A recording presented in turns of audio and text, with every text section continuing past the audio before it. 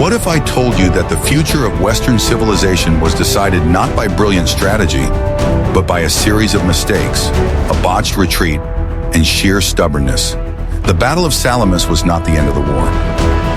The vast Persian army remained in the heart of Greece, and in the spring of 479 BC, it was ready to finish what Xerxes had started.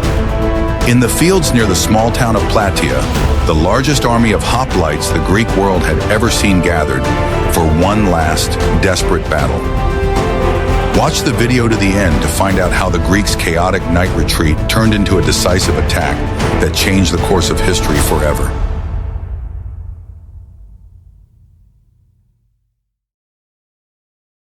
I will reveal to you a secret that changes everything. The Battle of Salamis was not the end. Although Xerxes' fleet was destroyed, his land army remained virtually intact. The King of Kings returned to Asia, but he left his most capable and ambitious commander, Mardonius, in Greece. He commanded an elite army consisting of tens of thousands of the empire's finest warriors, including the famous Immortals. It was an army hardened in battle and loyal to its commander, who was eager to prove to his master that Greece could be conquered. Mardonius was not just a governor. He was the driving force behind this new phase of the war. Unlike Xerxes, he was not burdened by imperial pride to the same extent. He was a cunning strategist and a pragmatic politician. He understood that the Greek alliance was fragile and could be destroyed not only by force, but also by intrigue. He spent the winter of 479 BC in Thessaly, regrouping his forces and preparing for the spring campaign, which was to be decisive. Mardonius' first target was Athens. He knew that the Athenians were the soul of resistance at sea and that their fleet still posed a threat. He sent an envoy, the Macedonian king Alexander I, to them with an incredibly generous offer. Mardonius offered the Athenians not only peace, but also complete forgiveness, the restoration of their city at Persia's expense, and even the expansion of their territories. In essence, he offered them to become privileged allies of Persia in Greece. It was a clever diplomatic trap. By accepting the offer, Athens would betray the common cause and effectively hand over the keys to Greece to Mardonius. Sparta, realizing the threat, also sent its ambassadors to Athens, begging them not to give in. The Athenians, whose families were once again living in evacuation on the island of Salamis and whose city lay in ruins, were faced with a painful choice. Their response went down in history as a model of fortitude. They replied to the Spartan envoys that as long as the sun moved across the sky, the Athenians would never make peace with Xerxes. They declared that they would fight to the last, relying on their gods and heroes, whose temples the Persians had burned. This refusal was not mere rhetoric, it was a declaration of total war. The Athenians consciously chose the path of further hardship for the sake of their common freedom. Upon receiving the refusal, Mardonius flew into a rage, but at the same time he got what he wanted, a reason for decisive action. He was no longer bound by negotiations. In the spring of 479 BC, his army marched south from Thessaly. His march was swift and merciless. He entered Attica again, and for the second time in 2 years, the Athenians had to completely evacuate their city. This time, the destruction of Athens was even more methodical. Mardonius wanted to show all of Greece the price of disobedience. He left no stone unturned in his quest to destroy the very symbol of Greek resistance. He stood in the middle of the ruined Acropolis, confident that his army and his strategy would break the Greeks. He controlled central Greece and was ready for the decisive battle. Athens sent a desperate call for help to Sparta. They declared that if the Spartans did not immediately march with their army, Athens would be forced to seek its own way to salvation. It was a veiled threat of a separate peace, born of desperation. All of Greece held its breath and looked to Sparta. Its decision would determine whether the Greek alliance would gather for a final battle or collapse under the pressure of Persian power. Spartan society was closed and slow-moving. They were focused on their internal affairs and traditions. At that moment, they were celebrating an important religious festival, the Hyacinthia, during which, according to tradition, military campaigns could not be launched. It seemed that history was repeating itself. As before Marathon, the Spartans might again be delayed by their rituals, condemning their allies to destruction. The Athenian ambassadors in Sparta were in despair. They reminded the Spartan ephors, elected officials, of their oaths and the common threat. Finally, one of the influential Spartans, named Chilias, pointed out a simple truth to the ephors. If Athens fell and its fleet went to the Persians, no walls on the isthmus would save the Peloponnese. This was the decisive argument. We are very interested to hear your opinion. Do you think Mardonius had a chance to win through diplomacy, or were the Athenians doomed to resist because of their character? Write about it in the comments and don't forget to subscribe to our channel. Are you ready to learn the truth about how Sparta's slowness nearly destroyed Greece? Secretly, under cover of night, so as not to disturb the formal festive peace, Sparta began mobilizing. 5,000 hoplites, full citizens of Sparta, accompanied by thousands of helots, servants and lightly armed warriors, marched out of Laconia. It was the largest army Sparta had ever sent beyond its borders. It was led by the regent Pausanias, nephew of the famous King Leonidas. When Mardonius learned of the Spartan advance, he realized that his plan to destroy the alliance had failed. The time for diplomacy was over. He also realized that the mountainous and rugged terrain of Attica was completely unsuitable for his main trump card, the cavalry. He needed a battlefield where his cavalry could maneuver and crush the heavy Greek phalanx. He made a decision that determined the location of the future battle. The Persian commander began a systematic retreat from Attica. He moved north to Boeotia. This region was ideal for him for several reasons. First, its main city, Thebes, was an active ally of Persia. This provided Mardonius with a secure rear, a supply base, and a loyal local population. Second, the plains of Boeotia, especially the area near the Asopus River, were wide and flat, an ideal field for cavalry attacks. Mardonius did not simply retreat. He lured the Greeks into territory that was advantageous to him. He positioned his army on the northern bank of the shallow Asopus River. Behind him, he ordered the construction of a huge fortified camp, a wooden fortress that would serve as both a warehouse and a last line of defense. His position was impeccably chosen. He controlled the plain and had a safe haven. Meanwhile, the Greek forces were gathering. The Spartans were joined by contingents from Corinth, Megara, Sicyon, and dozens of other city-states of the Peloponnese. They crossed the isthmus and joined forces with the Athenian hoplites, commanded by Aristides. Together they marched into Boeotia, following Mardonius. It was a motley army, united only by a common threat. The Greek army took up position on the slopes of Mount Kithaeron, south of the Persian camp. This was also a well-thought-out tactical move. The slopes and foothills protected them from attacks by the Persian cavalry, and the height gave them a good view of the battlefield. However, this position also had its drawbacks. It was exposed, and the army's supply of water and food through the mountain passes was vulnerable. Thus began the famous standing at Plataea. Two huge armies stood facing each other, separated by the river Asopus and the no-man's land of the plain. No one dared to attack first. Pausanias did not want to send his hoplites down to the plain, where Mardonius' cavalry awaited them. Mardonius, in turn, did not want to storm the fortified positions of the Greeks on the hills, where his cavalry would be useless. A stalemate ensued, which lasted more than 10 days. It was a war of nerves, endurance, and minor skirmishes. Every day, the Persian cavalry rode out onto the plain, trying to lure the Greeks out. They rode up to the Greek ranks, shouting insults and shooting at them with their bows. The Greek hoplites stood in formation, shielding themselves with their shields, and endured. Mardonius was confident that time was on his side. He had a large, well-supplied camp in control of the fertile plain. The Greeks, on the other hand, were on rocky hills. Their supply lines were stretched, and their motley army could fall apart at any moment. He decided to wear them down without engaging in a general battle. This tactic began to bear fruit. The Megarian contingent, which occupied the most exposed position, had a particularly difficult time. Persian horsemen constantly attacked them, giving them no respite. The Megarians suffered losses and were on the verge of exhaustion. Their commander sent a messenger to Pausanias with a message that they could no longer hold their position. What role do you think religious festivals play in times of great crisis? But even this army was not prepared for what the Persians had in store for them. In the next chapter, you will learn about the first clash that nearly broke the spirit of the Greeks. What happened next changed the entire course of the conflict. In response to the Megarians' plea, Pausanias turned to the other Greeks. Who was willing to help their allies? A detachment of Athenian archers, considered among the best in Greece, volunteered, along with a group of hoplites. They came to the aid of the Megarians and took up defensive positions. This led to one of the most significant skirmishes of the entire conflict.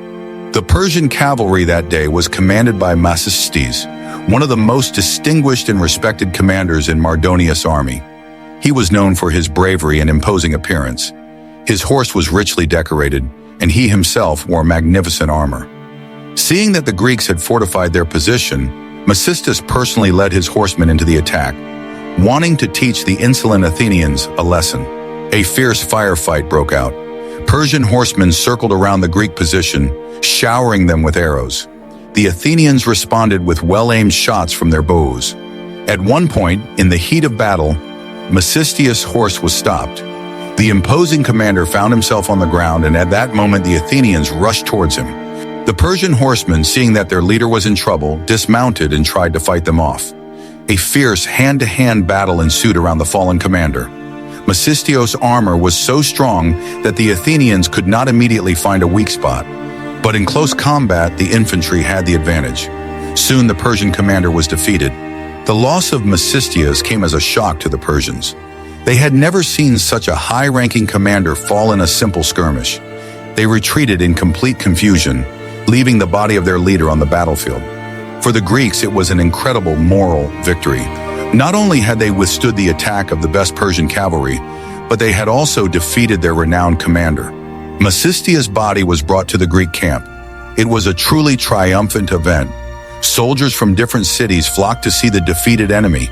It was the first real sign that the Persians could be defeated. The Greeks' confidence in their own strength increased dramatically.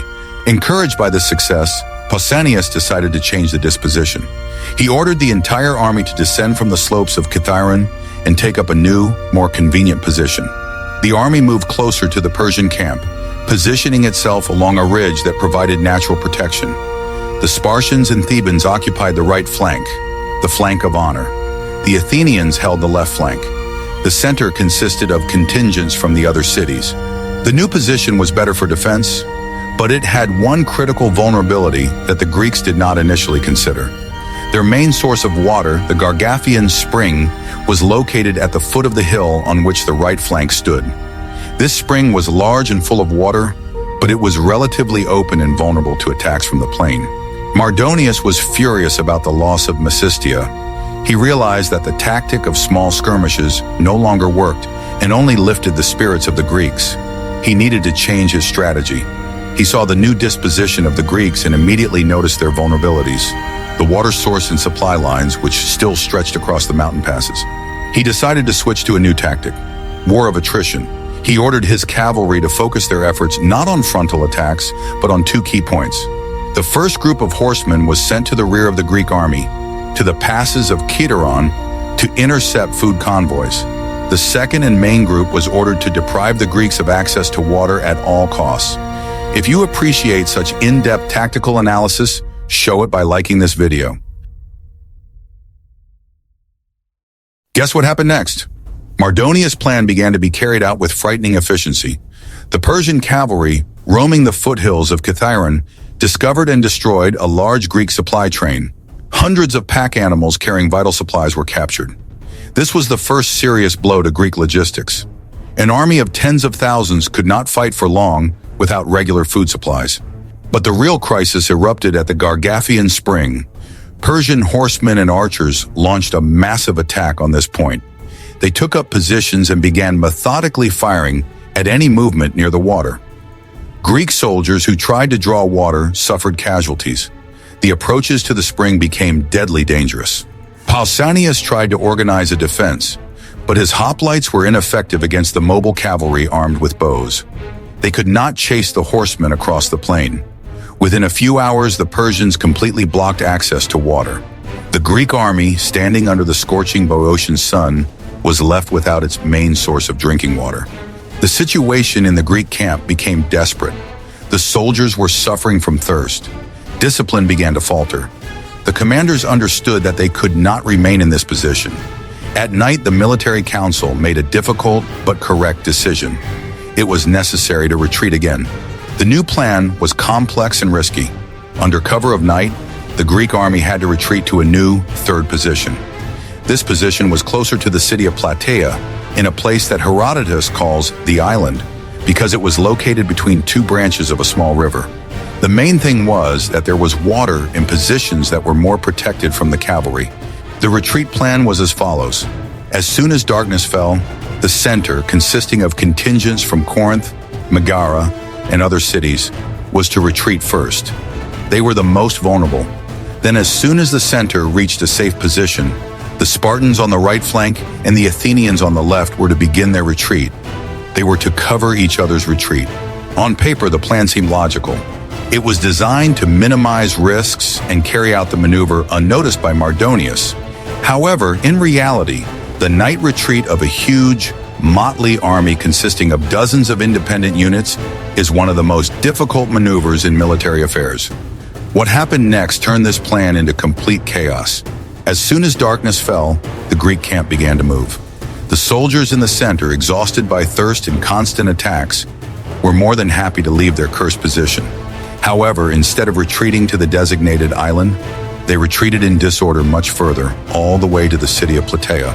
In essence, they simply left the battlefield, leaving their flanks open. Meanwhile, on the right flank, the Spartan commander Amampheret flatly refused to obey the order to retreat. He declared that the Spartans did not retreat before the enemy, and that such a maneuver would bring shame upon Sparta. Pausanias spent the whole night in heated arguments with the stubborn commander, trying to force him to obey. The Athenians on the left flank waited. They saw that the center had left, but the Spartans, who were supposed to start moving, stood still. They sent messengers to Pausanias, trying to find out what was going on. In response, they received only an order to wait.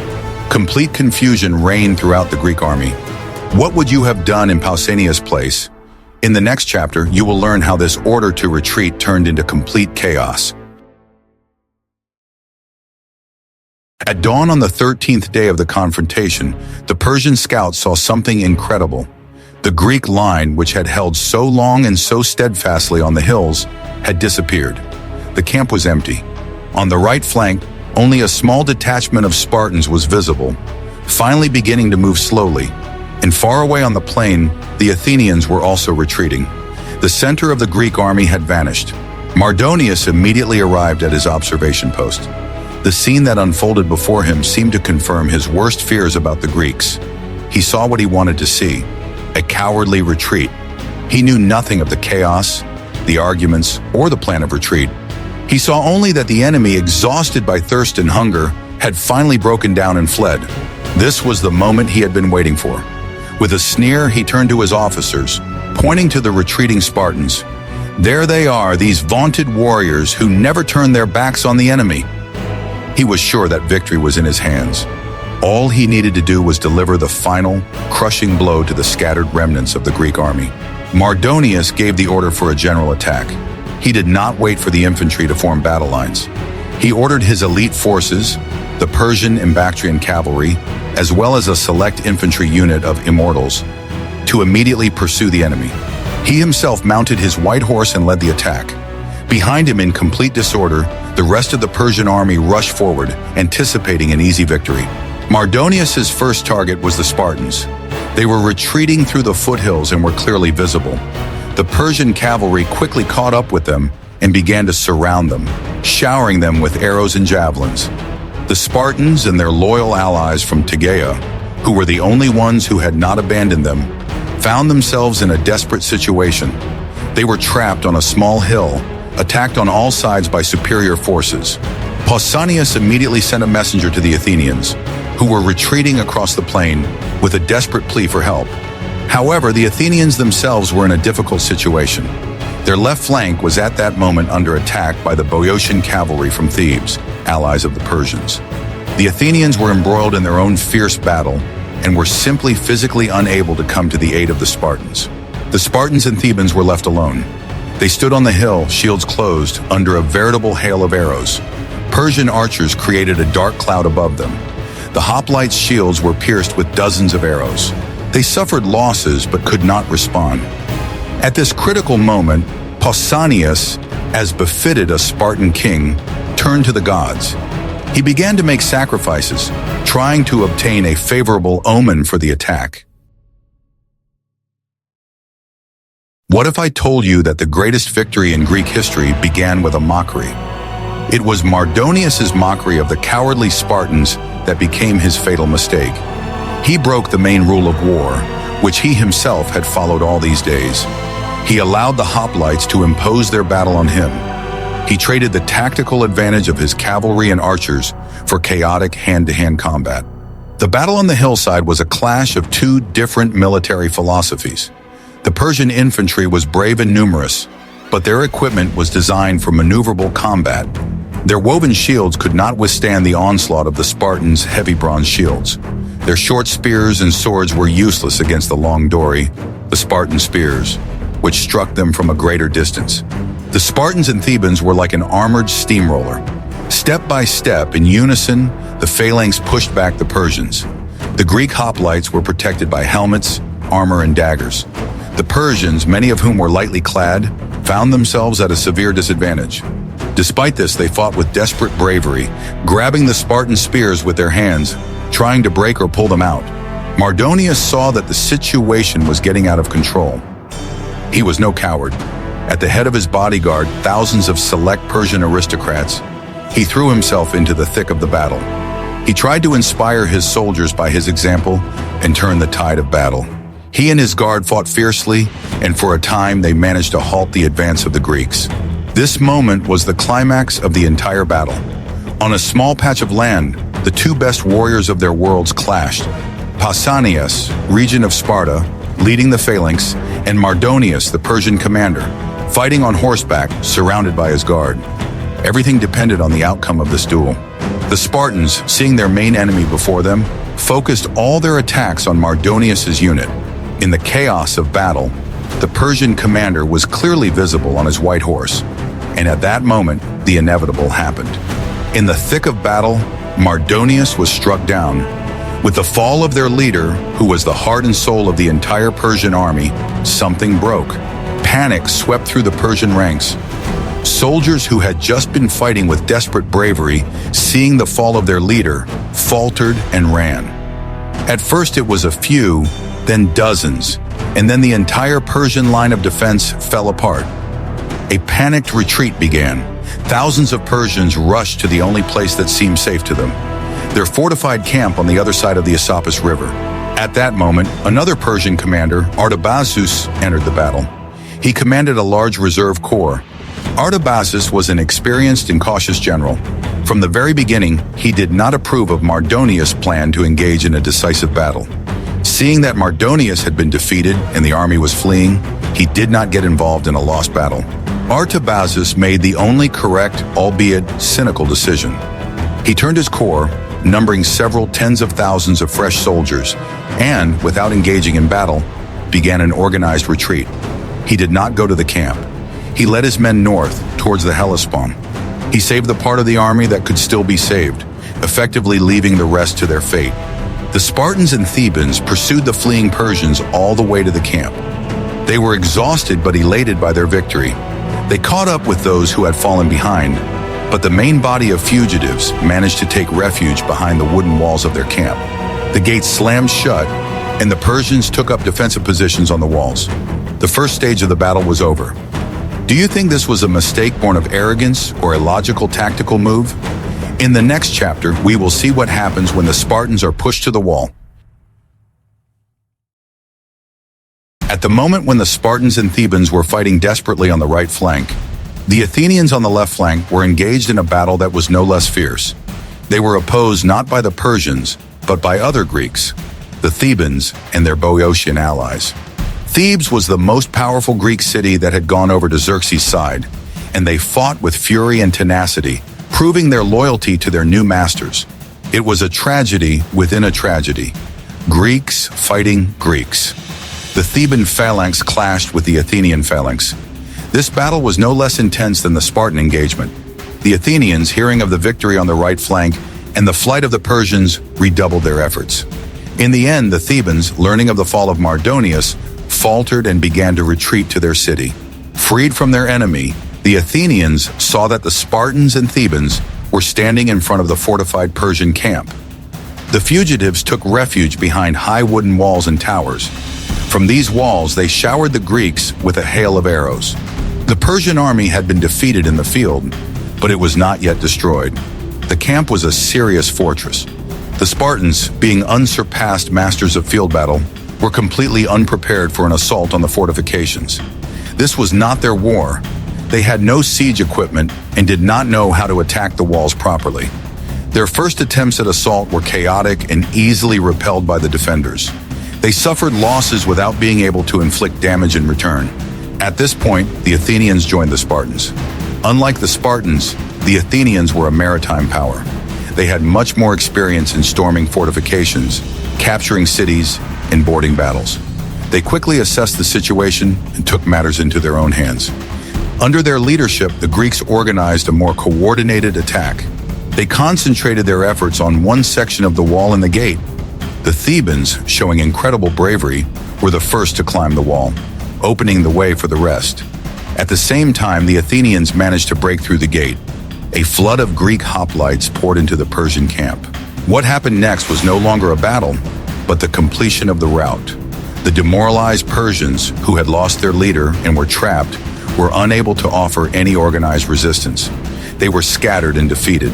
The Greek anger that had been building up over years of occupation, destroyed cities, and burned temples found its outlet within the walls of this camp. The Battle of Plataea became a classic example of the clash between two completely different military systems. The Persians had numerical superiority, excellent cavalry, thousands of archers, and the virtually inexhaustible resources of a vast empire. The Greeks had the best heavy infantry in the world, but their army was a coalition torn by internal contradictions. Persian tactics were based on maneuvering and ranged combat. Their cavalry was supposed to wear down the enemy, while their archers disrupted their ranks with a hail of arrows. After that, the infantry would enter the fray to finish off the broken enemy. This system worked perfectly on the open plains of Asia against less organized armies. Greek tactics, on the other hand, focused on a single decisive strike. The hoplite phalanx was a living wall of bronze and iron. Its strength lay in unity, discipline, and weight. The hoplite was clad in armor, protected by a large round shield, and armed with a long spear. The phalanx was almost invulnerable from the front, but extremely slow and vulnerable from the flanks and rear. Mardonius understood this tactical disadvantage perfectly well. Throughout the days of confrontation, he did everything possible to prevent a direct clash between his infantry and the Greek phalanx. He used his cavalry to cut off supplies and his archers to wear down the Greeks from a distance. His strategy was correct. He forced the Greeks to retreat by depriving them of water and food. His fatal mistake was that he misinterpreted this retreat. He took a tactical maneuver, albeit a chaotic one, for a complete rout. In his arrogance, he decided that the Greeks were broken and drove his army into an unprepared attack to reap the laurels of victory. He forgot the main rule of fighting a phalanx: never attack it head-on in open terrain. When the Spartans and Thebans turned and counterattacked, they fought on their own terms. It was the battle they had been born and trained for their entire lives. On the hillside, the cavalry was useless, and the archers could not shoot for fear of hitting their own men. It all came down to a simple confrontation of armor against armor and spear against spear. In this confrontation, the Persian infantry didn't stand a chance. Their woven shields, effective against arrows, were useless against the phalanx's battering ram. Their short spears couldn't reach the Greeks, who stabbed them from behind their wall of shields. The bravery of the Persian warriors could not compensate for the superiority of Greek equipment and tactics. The Battle of Plataea is not a story of a brilliant commander. Pausanias was stubborn, indecisive, and had difficulty controlling his allies. His retreat plan was a disaster. Victory was achieved in spite of strategy, not because of it. It was won by ordinary soldiers, the Thebans, who were the first to charge, and the Spartans, who methodically did their job even under a hail of arrows. The assault on the Persian camp was the final act of the battle and demonstrated another important detail of the Greek alliance. Although the Spartans were the main striking force in the field, Without the Athenians, they might not have been able to complete the victory. The camp could have held out, giving Artabazus time to return or organize a defense. It was the Athenians' experience in siege warfare that broke through this last line of defense. It was a symbolic collaboration. Sparta, a land power, and Athens, a sea power, needed each other. Their rivalry was well known, but in the face of a common threat, they were able to combine their strengths. The Spartans won the battle in the field, and the Athenians helped them finish it at the camp walls. This unity, albeit temporary, was the key to their success. The capture of the camp was not only militarily significant, but also of enormous economic importance. The spoils captured in the camp at Mardonia were not just rich, they were colossal. They exceeded the annual budget of any Greek city-state many times over. These spoils became the foundation for the restoration of a devastated Greece. Pausanias ordered all valuables to be gathered in one place. A tenth of the loot was immediately set aside as an offering to the gods. The famous monuments of victory were created from this gold and bronze. The most famous of these was the Serpent Column, a three-headed bronze snake on whose bodies were carved the names of all 31 Greek cities that took part in the battle. This column was erected in Delphi, in the sanctuary of Apollo, as an eternal monument to their unity. The rest of the spoils were divided among the participating cities in proportion to their contribution. These funds allowed Athens to begin rebuilding its destroyed city and Acropolis. The Spartans, Corinthians, and other participants also received their share, which strengthened their economies after a difficult war. It was not just a trophy, it was the Marshall Plan of the ancient world, financed by the aggressor itself. The psychological effect of this booty is also interesting. Herodotus describes how Pausanias, upon entering Mardonius' luxurious tent, ordered his cooks to prepare the same dinner they had prepared for their master. Then he ordered his Spartan servants to prepare a simple laconic soup. Placing two tables side by side, one laden with delicacies and the other with ascetic food, he summoned the Greek commanders and said, "I have brought you here to show you the folly of this man who, having this, came to take it away from us." The Battle of Plataea, unlike Marathon or Salamis, often remains in the shadows. There was no brilliant strategy or brilliant commander. It was a dirty, chaotic soldiers' battle, won by stubbornness, fortitude, and superior equipment. But in terms of its significance, it perhaps surpasses them all. Marathon stopped the first attempt, Salamis broke the naval power, but it was Plataea that finally destroyed the invading land army and ended the war. The complete destruction of Mardonius' army meant that the Persian Empire would never again attempt to conquer mainland Greece by force. The threat from the east that had hung over Hellas for decades was lifted. This ushered in a new era for Greece, a period we now know as Classical Greece. It was a time of incredible cultural, philosophical, and political flourishing, made possible only by this victory. The legacy of Plataea was twofold. On the one hand, it was a triumph of pan-Hellenic unity. Never before, and perhaps never since, have so many Greek cities fought side by side for a common cause. The Serpent Column at Delphi became an eternal reminder of this moment. They proved to themselves that by uniting, they could defeat any empire in the world, even the most powerful. On the other hand, this victory sowed the seeds of future conflict. The Persian threat was the glue that held Sparta and Athens together. Once that threat disappeared, the old rivalry flared up with renewed vigor. Athens, emboldened by its role in the victory, created the Delian League to defend against future Persian attacks, which it quickly turned into its own maritime empire. Sparta, seeing the growth of Athenian power, watched with suspicion. It remained the leader of the Peloponnesian League, a land power that embodied conservative values. The power vacuum left by Persia began to be filled by two Greek superpowers.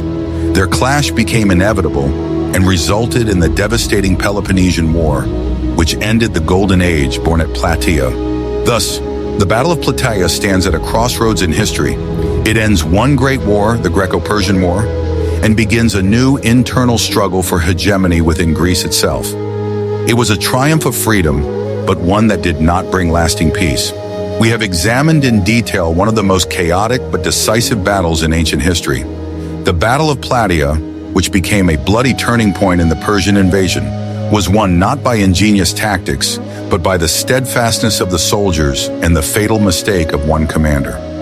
This victory gave Greece its freedom and launched its golden age, but it also laid the foundation for future tragic conflicts.